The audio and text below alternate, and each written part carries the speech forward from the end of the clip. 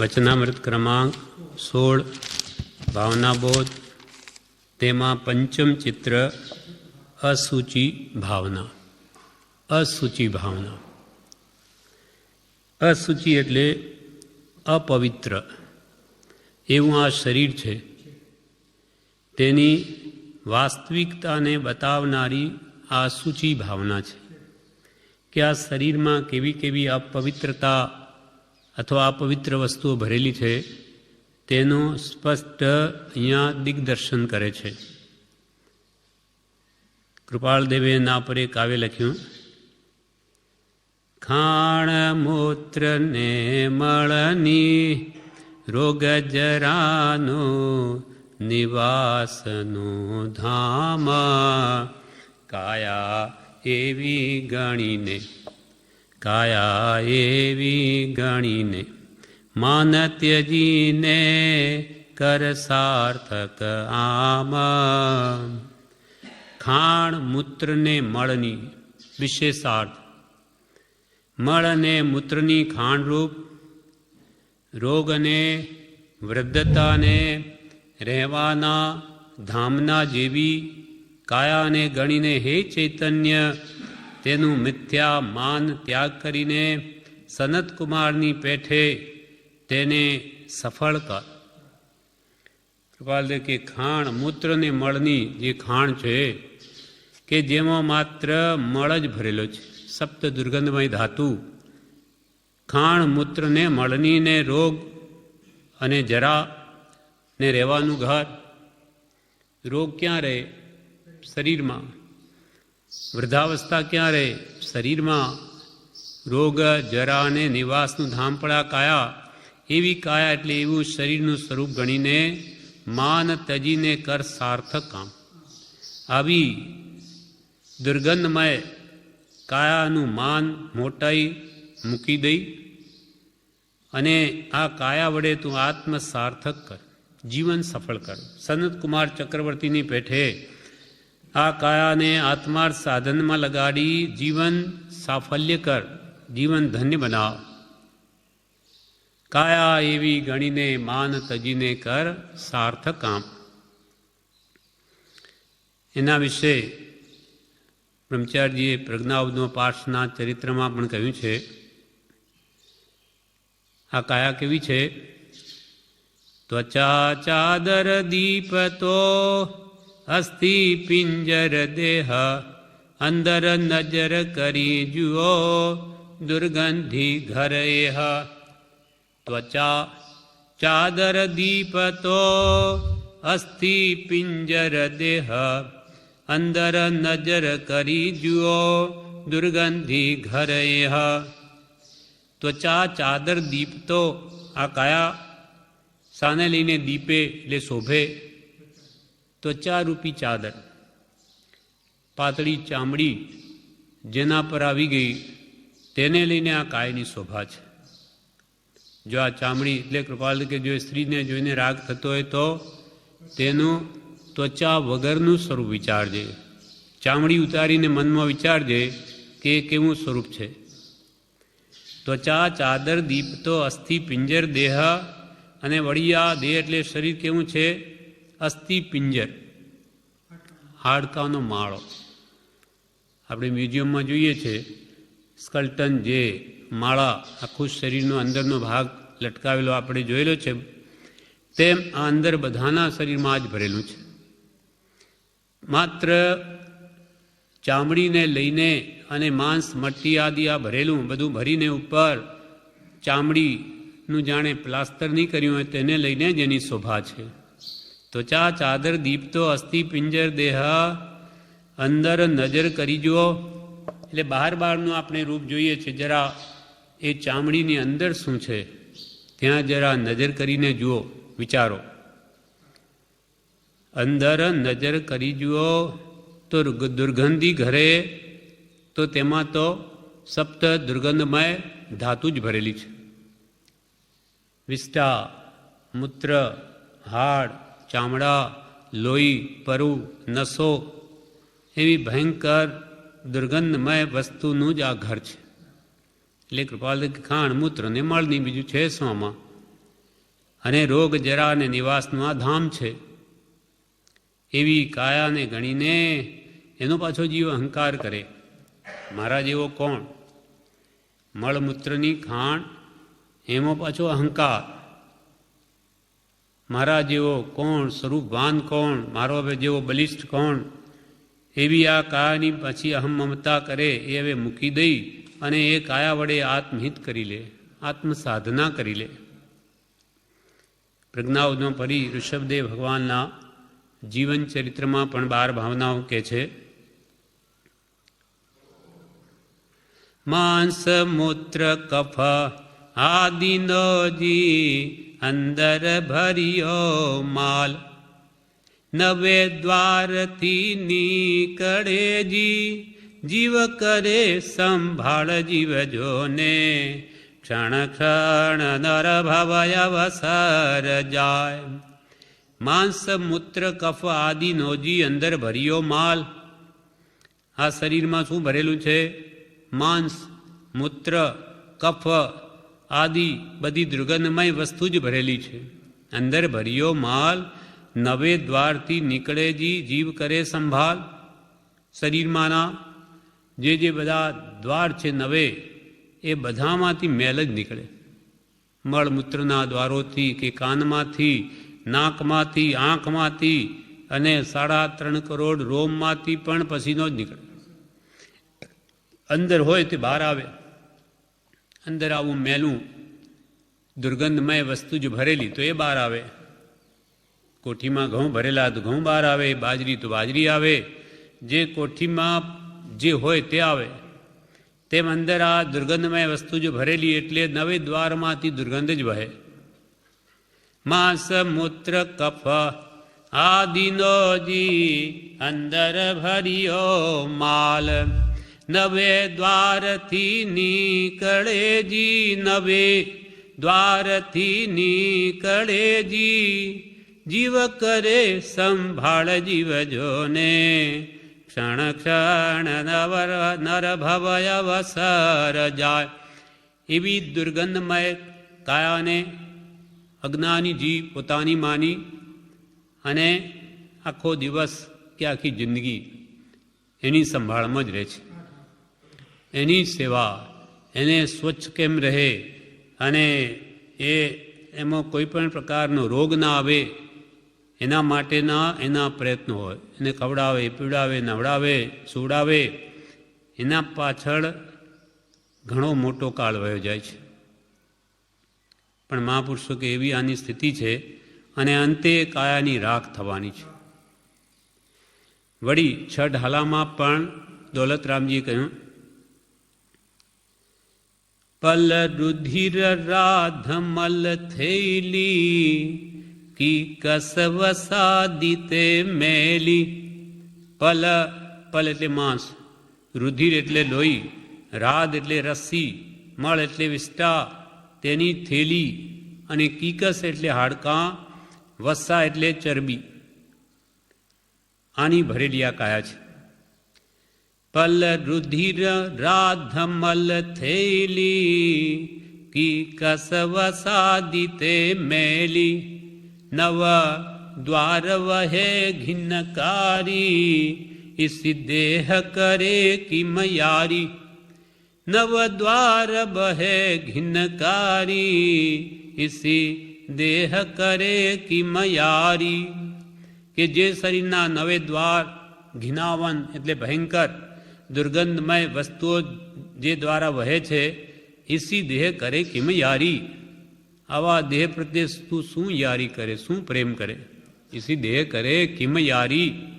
અર્થાત આ કાયા તે પ્રેમ કરવા જેવી નથી, એના પ્રત્યે રાગ રાખવા જેવો નથી. પણ એનાથી આત્મહિતમાં એ સાધક છે, સાધન છે. એટલે આ મનુષ્ય દેહ વડે આપણે આત્માનું કલ્યાણ કરી લેવું. બાકી આવી દુર્ગંધમય કાયામાં શું મોહ કરવો? એટલા માટે જ્ઞાની પુરુષો જે ખરેખર વાસ્તવિકતા છે તે આપણને બતાવે છે. હા, ના, જ્ઞાની પુરુષ નથી, એવું કંઈ છાપ નથી, પણ વિદ્વાન પંડિત છે અને સારી એવી એમની આ રચના છે. એટલે દિગંબરોમાં ઘણી પ્રસિદ્ધ છે 6 ઢાળા. હવે અહીંયા પરમ કૃપાલદેવ કહે છે કે એના ઉપર સનત કુમારનું ચરિત્ર અહીં આગળ અસુચિ ભાવનાની પ્રામાણિકતા બતાવવા માટે આરંભાશે. સંત કુમારનું ચરિત્ર કહે છે કે જેને કાયાનો અહંકાર કર્યો તો તરત જ એ કાયા ઝેરમય બની ગઈ. તે હવે અહીંયા આખી દ્રષ્ટાંતની વાત કહે છે. દ્રષ્ટાંત: જે રિદ્ધિ સિદ્ધિ અને વૈભવ ભરતેશ્વરના ચરિત્રમાં વર્ણવ્યા તે વૈભવાદિક્તિ કરીને યુક્ત સનત કુમાર ચક્રવર્તી હતા. જ્યારે આપણે કાલે ભરત ચક્રવર્તીનો રાજ્ય વૈભવ વર્ણવ્યો કૃપાલદેવે, જે આપણે કાલે વાંચી ગયા, એ પણ ચક્રવર્તીના ચક્રવર્તી હતા. એટલે કે જે ભરતેશ્વર ચક્રવર્તીના ચરિત્રમાં જે રિદ્ધિ સિદ્ધિ એ વર્ણવી તે જ વૈભવાદિકે કરીને યુક્ત સનતકુમાર ચક્રવર્તી પણ હતા. તેના વર્ણ અને રૂપ અનુપમ હતા. એક વેળા સુધર્મ સભામાં તે રૂપની સ્તુતિ થઈ. ઇન્દ્રિય પ્રશંસા કરી સનતકુમાર ચક્રવર્તીના રૂપથી કે એના જેવું કોઈ બીજાનું રૂપ નથી.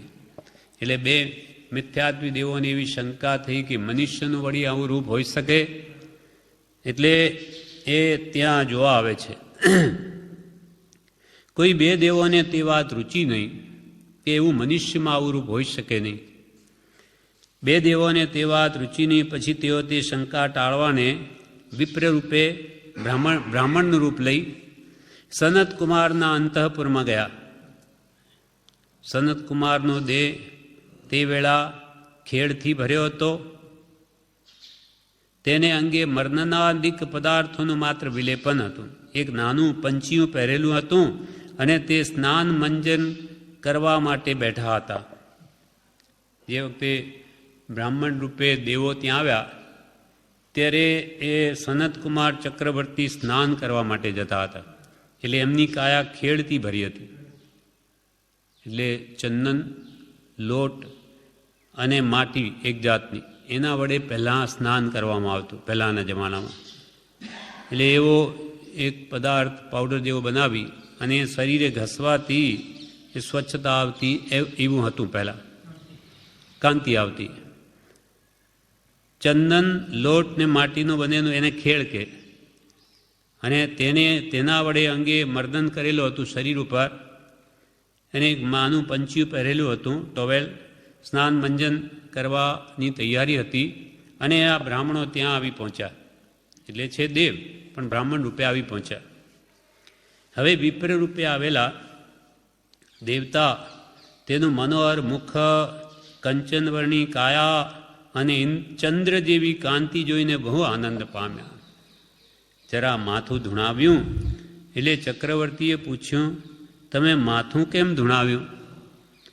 ત્યારે વિપ્ર રૂપે રહેલા તે દેવોએ કહ્યું કે અમે તમારા રૂપ અને વર્ણ નિરીક્ષણ કરવા માટે બહુ અભિલાષી હતા. સ્થળે સ્થળે તમારા વર્ણ રૂપની સ્તુતિ સાંભળી હતી. આજે તે વાત અમને પ્રમાણભૂત થઈ, તેથી અમે આનંદ પામ્યા. માથું ધૂણાવ્યું કે જેવું લોકોમાં કહેવાય છે તેવું જ રૂપ છે, એથી વિશેષ છે પણ ઓછું નથી. કે જેવી ઇન્દ્રિય તમારા રૂપની પ્રશંસા કરી તે ખરેખર એમ જ છે. એટલે વિષયથી વધારે છે પણ ઓછું નથી. ત્યારે સનતકુમાર ચક્રવર્તી આ સાંભળીને બોલ્યા, સનતકુમાર સ્વરૂપ વર્ણની સ્તુતિથી પ્રભુત્વ લાવી બોલ્યા, માન મોટાઈ, અહંકાર આવી ગયો. અહંકાર આવ્યો અને બોલ્યા, તમે આ વેળા મારું રૂપ જોયું તે ભલે, પણ જ્યારે રાજસભામાં વસ્ત્રાલંકાર ધારણ કરી કેવળ સજ્જ થઈને સિંહાસન પર બેસું છું ત્યારે મારું રૂપ અને મારો વર્ણ જોવા યોગ્ય છે. અહંકાર આવી ગયો. આ તમે શું જુઓ? એ તો હું નાહવા માટે બેઠો અને આ જુઓ આ લેપ કરેલા છે. આ એના કરતો તમે જુઓ જ્યારે હું સિંહાસન પર બેસું સજ્જ થઈને વિભૂષિત થઈ વસ્ત્રાલંકારથી, તે વખતે જો મારું રૂપ જુઓ તો તમે ચકિત થઈ જાઓ. આ આવી ગયો અહંકાર. ત્યારે મારું રૂપ અને મારો વર્ણ જોવાયો છે. અત્યારે તો હું ખેડ ભરી કાયા બેઠો છું. જો તે વેળા તમે મારા રૂપ અને વર્ણ જુઓ તો અદ્ભુત ચમત્કારને પામો કે હો શું આ રૂપ છે એવું તમને થશે. ચમત્કારને પામો અને ચકિત થઈ જાઓ. દેવોએ કહ્યું ત્યારે પછી અમે રાજસભામાં આવીશું એમ કહીને ત્યાંથી ચાલ્યા ગયા. સનતકુમારે ત્યાર પછી ઉત્તમ અને અમૂલ્ય વસ્ત્રાલંકારો ધારણ કર્યા. અનેક ઉપચારથી જેમ પોતાની કાયા વિશેષ આશ્ચર્યતા ઉપજાવે તેમ કરીને તે રાજસભામાં આવી સિંહાસન પર બેઠા. હવે આજે બતાવવું છે એટલે જેટલું થઈ શકે એટલા આભૂષણો તેમજ વસ્ત્રાલંકાર વડે શરીરને વિભૂષિત કરી અને પછી રાજસિંહાસન પર આવીને બેઠા. આજુબાજુ સમર્થ મંત્રીઓ, સુભટો, વિદ્વાનો અને અન્ય સભાસદો યોગ્ય આસને બેસી ગયા છે. રાજેશ્વર ચામર છત્રતીને ખમા ખમાતી વિશેષ શોભી રહ્યો છે તેમજ વધાવાઈ રહ્યો છે. ત્યાં પેલા દેવતાઓ પાછા વિપ્ર રૂપે આવ્યા, બ્રાહ્મણનું રૂપ લઈને પાછા દેવતાઓ આવ્યા.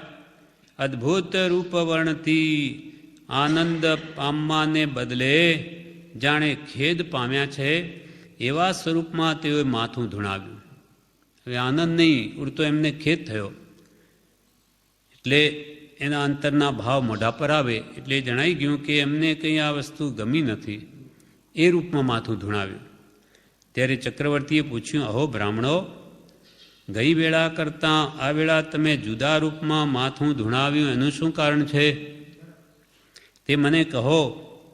અવધિ જ્ઞાના અનુસારે વિપ્રે કહ્યું, દેવોને અવધિ જ્ઞાન હોય એટલે અવધિ જ્ઞાન અનુસારે વિપ્રે કહ્યું, હે મહારાજા, તે રૂપમાં ને આ રૂપમાં ભૂમિ આકાશનો ફેર પડી ગયો, આકાશ પાતાળનું અંતર પડી ગયું છે.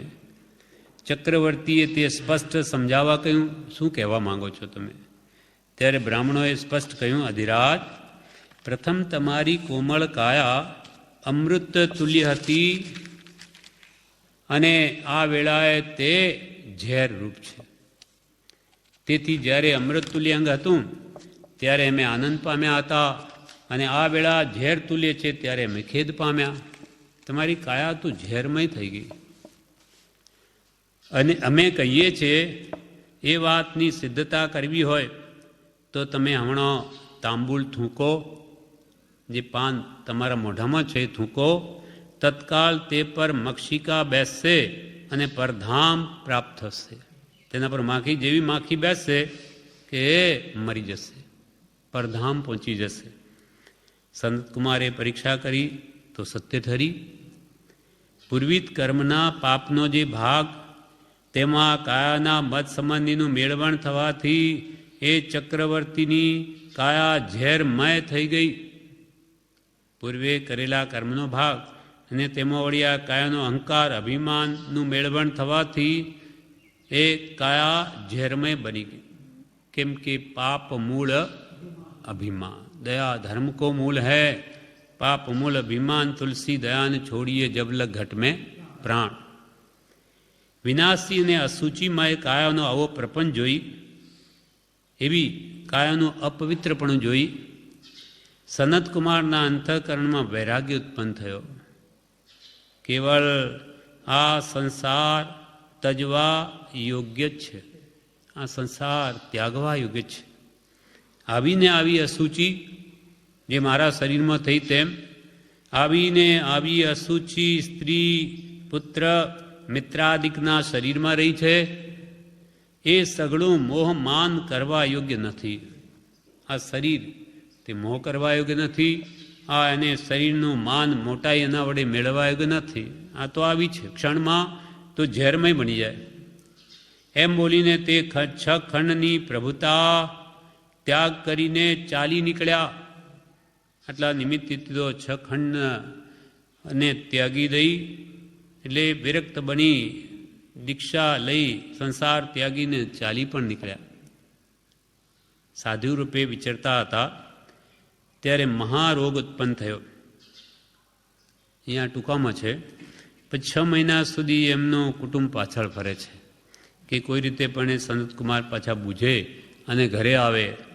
પણ બિલકુલ નહીં આવે. એકવાર ત્યાગ્યું તે ત્યાગ્યું, પછી પાછું જોયું જ નથી. સાધુ રૂપે વિચરતા હતા ત્યારે મહારોગ ઉત્પન્ન થયો. તેના સત્યત્વની 16 મોટા રોગ ઉત્પન્ન થયેલા એમને, અને 700 વર્ષ સુધી રહ્યા, એમ શાસ્ત્રોમાં કહે છે. બધું ક્ષમતાએ સહન કર્યું, કેમ કે એમને તો બધા કર્મ ખપાવા છે. એટલે એટલી શક્તિ પણ નરોમાં ઇન્દ્ર જેવા કહેવાય, ચક્રવર્તી. એટલે ઘણી બધી શક્તિઓ એનાથી બધા રોગો સહન કર્યા. સાધુ રૂપે જ્યારે વિચરતા હતા ત્યારે મહારોગ ઉત્પન્ન થયો. તેના સત્યત્વની પરીક્ષા લેવાને કોઈ દેવ ત્યાં વેદ રૂપે આવ્યો, અને જે દેવ વૈદ રૂપે ત્યાં આવ્યો અને સાધુને કહ્યું, ચક્રવર્તીને કહ્યું, સંતકુમારને, હું બહુ કુશલ રાજવૈદ્ય છું, તમારી કાયા રોગનો ભોગ થયેલી છે. જો ઈચ્છા હોય તો તત્કાલ હું તે રોગને ટાળી આપું, કે હું કુશલ વૈદ છું અને તમારી આ કાયા રોગનો ભોગ થયેલી, અને જો તમારી ઈચ્છા હોય તો આ રોગ હું નિર્મૂળ કરી શકું, હું વૈદ છું. સાધુ બોલ્યા, હે વૈદ્ય, કર્મરૂપી રોગ મહા ઉન્મત્ત છે. એ રોગ ટાળવાની તમારી જો સમર્થતા હોય તો ભલે મારો એક રોગ ટાળો. મને કર્મરૂપી રોગ પીડે છે, જે સર્વ રોગોનું મૂળ કર્મ રોગ છે. એ કર્મોને તમે જો નિર્મૂળ કરી શકતા હો, જે મહા ઉન્મત્ત છે કર્મો, એને ટાળવાની તમારી પાસે જો ઔષધ હોય, શક્તિ હોય, સમર્થતા હોય તો ભલે ટાળો. એ સમર્થતા ન હોય તો આ રોગ છો રહ્યો, તો આ રોગ તો ભલે છો રહ્યો. દેવતાએ કહ્યું, એ કર્મરોગ ટાળવાની સમર્થતા હું ધરાવતો નથી, કેમ કે હું પોતે જ એ રોગને તો એ રોગથી પીડિત છું. કર્મરોગ કોને ન પીડે, તો એ રોગ હું તમારો કેવી રીતે ટાળી શકું? પછી સાધુએ પોતાની લબ્ધિના પરિપૂર્ણ બળ વડે થૂંકવાળી અંગુલી કરી તે રોગને ખરડી કે તત્કાળ તે રોગ વિનાશ પામ્યો, અને તે કાયા પાછી હતી તેવી બની ગઈ. એટલે આ રોગને ટાળવાની સમર્થતા તો ચક્રવર્તી કે મારામાં છે. આ રોગને તમે નથી પણ મારે આ ટાળવો નથી, એટલે કે મારે તો એ કર્મોને ભોગવીને નિર્મૂળ કરવા છે. એટલે કે આ રોગ તો હું ટાળી શકું. એમ કરીને તરત જ અનેક લબ્ધિથી યુક્ત જે ચક્રવર્તી છે તે લબ્ધિથી પરિપૂર્ણ બળ વડે એક થૂંકવાળી આંગળી કરીને પોતાના શરીરને અડાડી કે તરત જ તે કાયા જેવી કંચનવર્ણી કાયા હતી તેવી બની ગઈ. પછી તે વેળા દેવે પોતાનું સ્વરૂપ પ્રકાશ્યું, ધન્યવાદ ગાઈ વંદન કરી પોતાને સ્થાનકે ગયો. પછી દેવે પણ પોતાનું રૂપ પ્રગટ કર્યું કે હું તો આપની પરીક્ષા લેવા આવ્યો હતો, બાકી ખરેખર આપ મહાત્મા છો. કિંચિત માત્ર પણ આપ ચલાયમાન નહીં થયા, એવા ભયંકર રોગો આપ વર્ષોથી ભોગવો છો. આપણી મહાનતા અજબ ગજબ છે. એક રોગ પણ આપણે સહન ન થાય એવા 16 રોગ પાછાને 700 વર્ષ સુધી સહન કરવા, એ કંઈ જેવી તેવી વાત છે?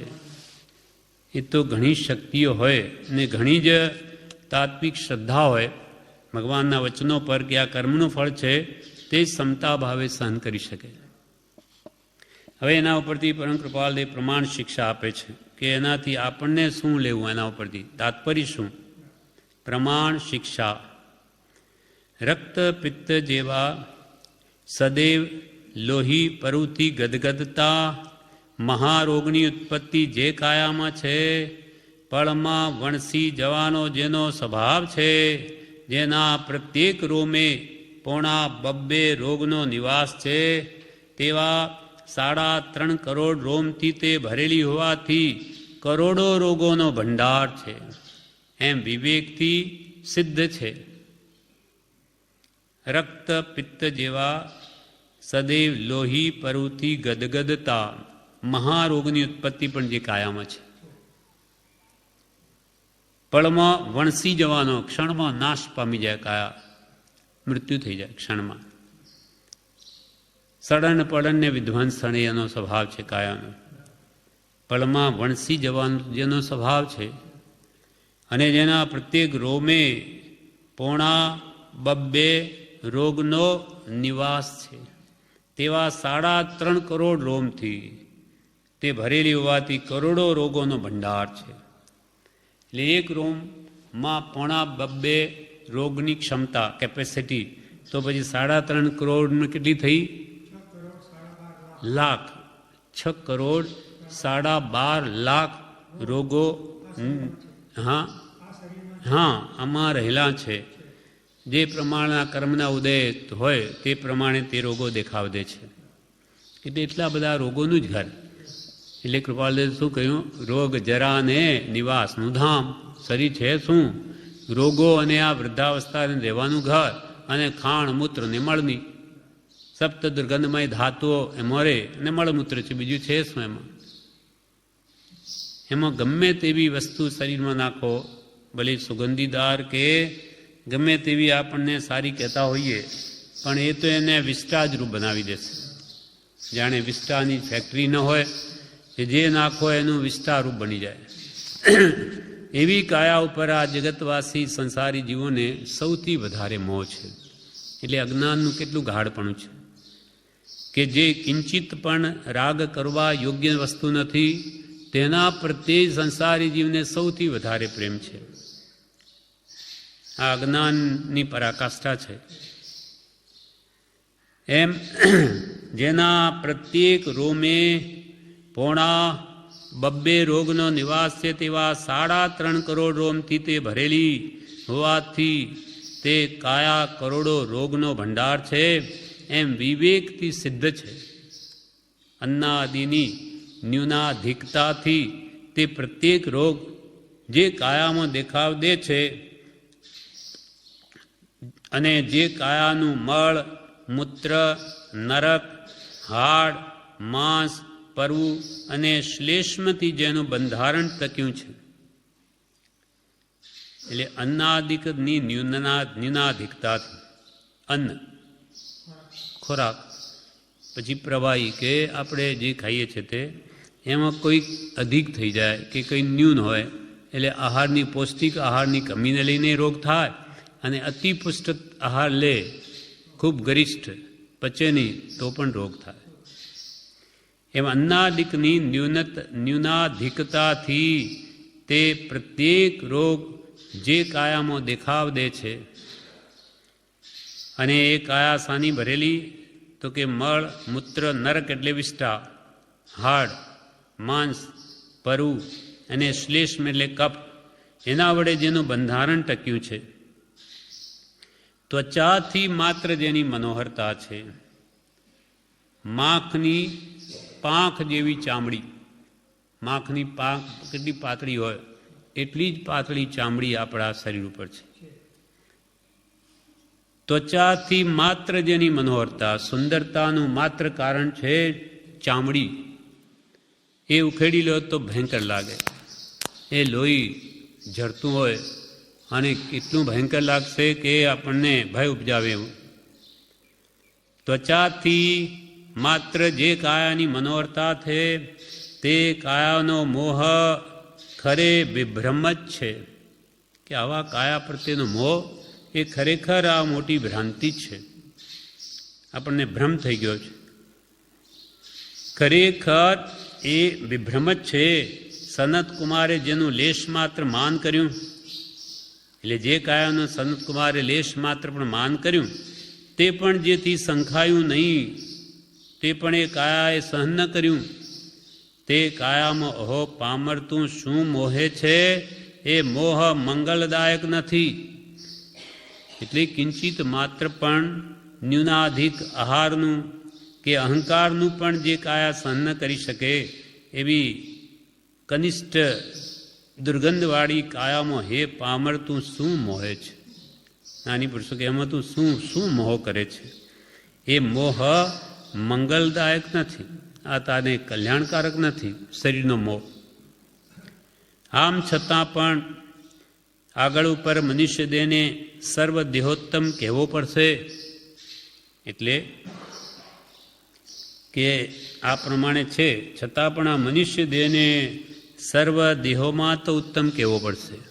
બીજા જે તિર્યંચના દેહો કે દેવોના પણ દેવલોકના દેવોના પણ શરીર કે નારકીઓના, તેના કરતાં પણ મનુષ્ય દેહને તો સર્વોત્તમ કહેવો પડશે.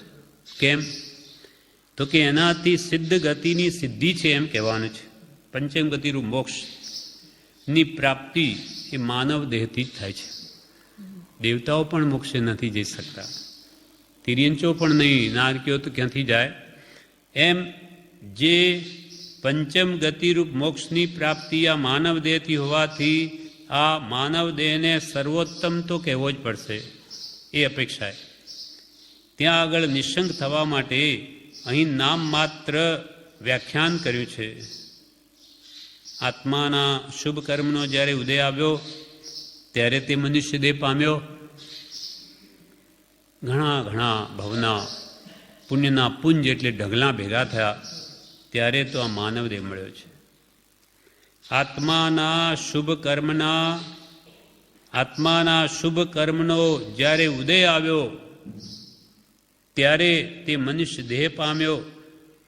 બહુ પુણ્ય કેરા પુંજથી શુભ દેહ માનવનો મળ્યો. તો એ અરે ભવચક્રનો આટો નહીં એકે ટળ્યો. તો એ અરે ભવચક્રનો આટો નહીં એકે ટળ્યો. સુખ પ્રાપ્ત કરતા સુખ ટળે છે, લેસ એ લક્ષે લહો. ક્ષણ ક્ષણ ભયંકર ભાવ મરણે કાય હો રાચી રહો.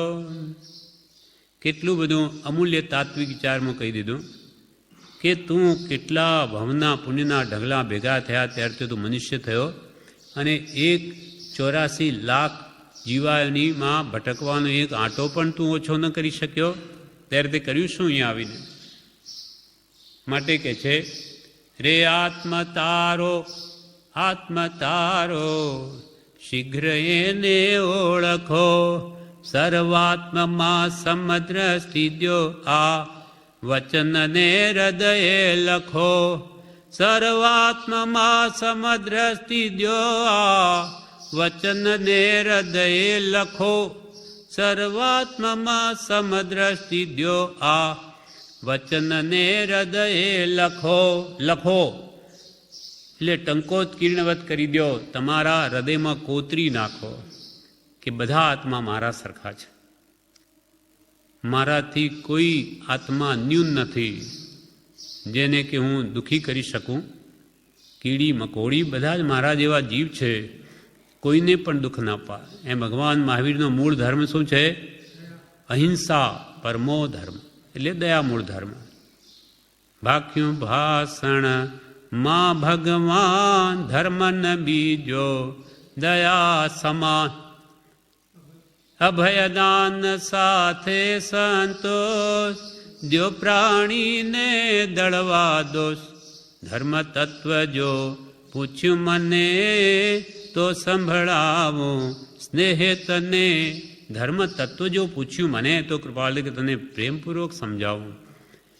કે ભગવાન મહાવીરે તો ભાષણમાં એમ ભાક્યું કે દયા મૂળ ધર્મ. દયા ધર્મનું મૂળ હે, દયા વગર ધર્મ જ નથી. એમ કૃપાળુ કે જ્યાં દયા નથી ત્યાં ધર્મ નથી. ધર્મનું મૂળ જ દયા છે. અને એવી સૂક્ષ્મ દયા જે ભગવાન તીર્થંકરોએ ઉપદેશી તે જગતમાં કોઈ ધર્મમાં એવું સૂક્ષ્મ અવલોકન છે જ નહીં. કેમ? તો કે પોતે જ કેવલનાને ન પામ્યા તો કેવી રીતે કહી શકે કે ક્યાં ક્યાં જીવોની ઉત્પત્તિ છે? તીર્થંકરોએ બધું જોયું એટલે એમણે ઉપદેશ્યું કે ક્યાં ક્યાં કંદમૂળ વગેરેમાં કેવા કેવા જીવો રહેલા છે એ એમને જ્ઞાન વડે જોઈને કહ્યું છે. એટલે કોઈને હણોમાં માં હણો શબ્દ ના કરનાર, કોઈને હણોમાં. ભગવાન તો એમ કહે છે કે ડિક્શનરીમાં માર શબ્દ જ ન જોઈએ. મારવાની તો વાત જુદી, માર શબ્દ પણ ન બોલવો અને અંતરથી કોઈને દુઃખ થાય એવો ભાવ કે માર એવો શબ્દ જ વિચાર પણ ન જોઈએ. એવો ભગવાનનો સૂક્ષ્મ દયામૂળ ધર્મ છે. એટલે અહીંયા કહે છે કે તું કેટલા મહા પુણ્ય કર્મના ઉદય તે તું આ માનવદેહ પામ્યો. મનુષ્ય એટલે મનુષ્ય કોને કહેવો? તે કહે છે મનુષ્ય એટલે 2 પગ, 2 હાથ, 2 આંખ, 2 કાન, 1 મુખ, 2 હોઠ એક નાકવાળા દેહનો અધીશ્વર એમ નથી. અધીશ્વર એટલે કે ધારણ કરનાર, કે જેને ભાઈ બે કાન હોય, બે હાથ હોય, બે આંખ હોય, એ અને એક મુખ હોય, બે હોઠ હોય, એક નાક હોય, તે મનુષ્ય. કૃપાલ કે ના, એમ નથી. પણ એનો મર્મ જુદો જ છે, એનું રહસ્ય જુદું જ છે. જો એમ અવિવેક દાખવીએ તો પછી વાનરને પણ મનુષ્ય ગણવામાં દોષ શો? વાનર એને પણ બધું જ છે. એ બિચારાએ તો એક પૂંછડું પણ વધારે પ્રાપ્ત કર્યું, તો શું એને મહામાનવ કહેવો? આપણા કરતોય એ તો છલાંગ મારીને તરત જ ત્રીજે માળે ચડી જાય, ક્યાંનું ક્યાંય ચડી જાય. તો શું આપણા કરતોય મહાન થઈ ગયો? આંખ, નાક, કાન બધું જ એને છે. એ બિચારાએ તો, વાંદરાએ તો પૂંછડું પણ વધારે પ્રાપ્ત કર્યું છે, પણ નહીં, એ માનવ નહીં, એનામાં માનવતા નથી. મનુષ્યત્વનો મર્મ આમ છે કે વિવેક બુદ્ધિ જેના મનમાં ઉદય પામી છે તે જ મનુષ્ય. બાકી બધાય એ સિવાયના તે દ્વિપાદ રૂપે પશુ જ છે. એટલે જેના અંદર વિવેક બુદ્ધિ ઉદય પામી, હિતાહિતનું ભાન જેને ઉપજ્યું, અથવા જળ ચેતન વિવેક જેને પ્રાપ્ત થયો, તે જ ખરેખરો માનવ. માનવપણાને સમજે તે માનવ.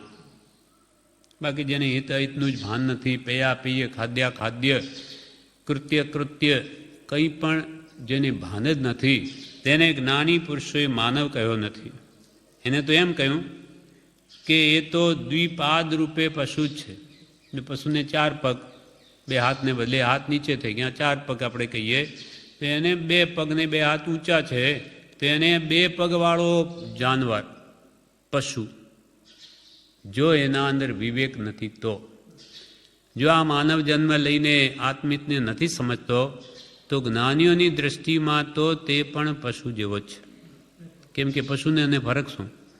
પશુ પણ ખાય, પીએ, મળમૂત્રાદિ એ કરે, અને બીજું એમાં કાંઈ તફાવત નથી. જો માનવ દેહ પામીને આત્માનું કલ્યાણ ન કરે તો જ્ઞાનીઓની દ્રષ્ટિમાં તો એ પશુ છે. વિદ્યા વિહીના પશુ ભી સમાના. આત્મવિદ્યા ન ઓળખે તો એ પશુની સમાન જ છે. એટલે અહીંયા કૃપાલદેવ કહે છે, માનવપણાને સમજે તે જ મનુષ્ય, બાકી બધા એ સિવાય તે દ્વિપાદ રૂપે પશુ જ છે.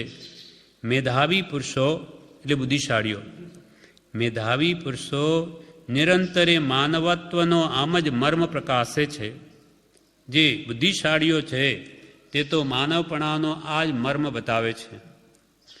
વિવેક બુદ્ધિના ઉદય વડે મુક્તિના રાજમાર્ગમાં પ્રવેશ કરાય છે, અને એ માર્ગમાં પ્રવેશ એ જ માનવ દેહની ઉત્તમતા છે. વિવેક બુદ્ધિ, જડ ચેતન વિવેક. એટલે આ આપણો આત્મા જડ જેવા દેહથી ભિન્ન છે દેહાદિથી ભિન્ન આત્મા. આવો જેને વિવેક ન પ્રગટે ત્યાં સુધી એ ખરેખર માનવ નથી. વિવેક બુદ્ધિના ઉદય વડે મુક્તિના રાજમાર્ગમાં પ્રવેશ કરાય છે. જ્યારે દેહથી આત્મા ભિન્નનું જ્ઞાન થાય, જડને ચેતનને બંને દ્રવ્યનો સ્વભાવ ભિન્ન. જડ ને ચેતન્ય બંને દ્રવ્યનો સ્વભાવ ભિન્ન. સુપ્રતીતપણે બંને જેને સમજાય છે. સ્વરૂપ ચેતનની જડ છે સંબંધ માત્ર. સ્વરૂપ ચેતનની જડ છે સંબંધ માત્ર. અથવા તે જ્ઞેય પણ પરદ્રવ્યમય છે. અથવા તે જ્ઞેય પણ પરદ્રવ્યમય છે. એવો જે અનાદિ એક રૂપનો મિથ્યાત્વ ભાવ. દેહ ને આત્મા એક, આ અનાદિનો મિથ્યાત્વ ભાવ. એવો જે અનાદિ એક રૂપનો મિથ્યાત્વ ભાવ. નાની ના વચન વડે દૂર થઈ જાય છે, જ્ઞાનીના વચન વડે દૂર થઈ જાય છે. જ્ઞાનીના વચન વડે દૂર થઈ જાય ત્યારે તે ખરેખર માનવતાને પામે. એટલે જળ ચેતન વિવેક એને હોવો જોઈએ કે દેહથી આત્મા ભિન્ન છે. જળ ને ચેતન બંને દ્રવ્ય સાવ જુદા. એક જળ છે, એક ચેતન છે. એટલે વિવેક બુદ્ધિના ઉદય વડે મુક્તિના રાજમાર્ગમાં પ્રવેશ કરાય છે, અને એ માર્ગમાં પ્રવેશ એ જ માનવ દેહની ઉત્તમતા છે. મનુષ્ય જન્મ પામી મુક્તિના માર્ગે ચઢે તો જે માનવ દેહ ઉત્તમ છે. તો પણ શ્રુતિમાન થવું યથોચિત છે કે તે દેહ કેવળ અસૂચિમય તે અસૂચિમય જ છે, એના સ્વભાવમાં અન્યત્વ નથી. ભલે આ દેહ વડે તમે મુક્તિના માર્ગે ચડો, પણ દેહનું સ્વરૂપ તો પાછું એવું જ. ભલે તમને આ મનુષ્ય દેહ વડે મુક્તિ મળે, પણ દેહ તો સપ્ત દુર્ગંધમય ધાતુનો જ છે. એ કંઈ મોક્ષ માર્ગે ચઢે એટલે એ જ્ઞાની પુરુષને બધી ધાતુઓ પછી બધી અમૃતમય બની જાય એવું નથી. એ તો જે બનેલી છે અસૂચિમય જ છે એ દ્રવ્યો તો. પણ એમાં રહેલો આત્મા એ અત્યંત પવિત્ર થઈ જવાથી એને દેહને પણ પવિત્ર માનીએ છીએ. બાકી કૃપાલ કે તો પણ સ્મૃતિમાન એટલે યાદ રાખવું યથોચિત છે કે તે દેહ કેવળ એટલે માત્ર અસૂચિમય તે અસૂચિમય જ છે. જે તો અપવિત્ર તે અપવિત્ર જ છે, એના સ્વભાવમાં અન્યત્વ નથી. સ્વભાવ કોઈ દિવસે જુદા પણ ભજે નહીં. એમ ભાવનાબોધ ગ્રંથે અસુચિ ભાવનાના ઉપદેશ માટે પ્રથમ દર્શનના 5મા ચિત્રમાં સનત કુમારનું દ્રષ્ટાંત અને પ્રમાણ શિક્ષા પૂર્ણતા પામ્યા. આ પ્રમાણે પરમ કૃપાળુ દેવે અને પૂર્વે થયેલા અનંતા મહાત્માઓએ કે તીર્થંકરોએ પણ આ કાયાનું સ્વરૂપ તો એવું જ કહ્યું છે. કોઈ જ્ઞાનીઓના મતોમાં કોઈ દિવસ અંતર ન હોય. એક જ્ઞાની હોય કે 1000 હોય, એ વસ્તુનું સ્વરૂપ તો બધાનું એક જ હોય, એમાં કોઈ તફાવત ન પડે.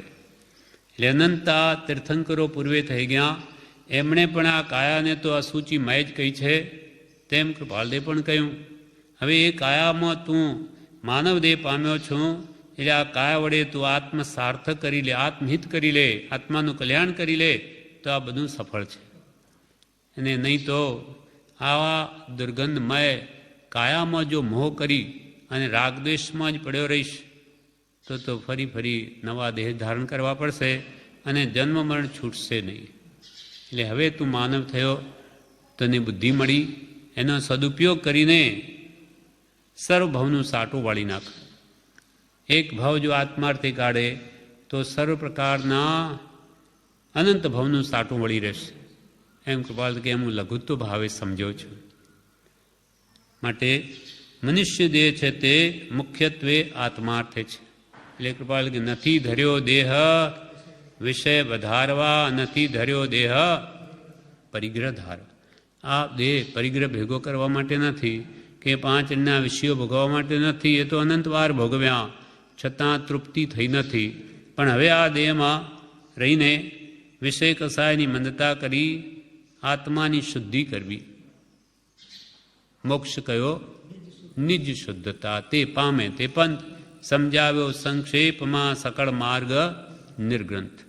એટલે આ દેહ વડે આત્મશુદ્ધિ કરવી એ જ સર્વ સુખનું ફળ છે, સર્વ સુખ પ્રાપ્તિનો ઉપાય આ છે. આ પ્રમાણે આ પંચમ ચિત્ર અશુચિ ભાવના પૂરી થઈ. હવે 6થું ચિત્ર છે નિવૃત્તિ બોધ એટલે સંસાર ભાવના, જે આપણે આવતીકાલે લઈશું.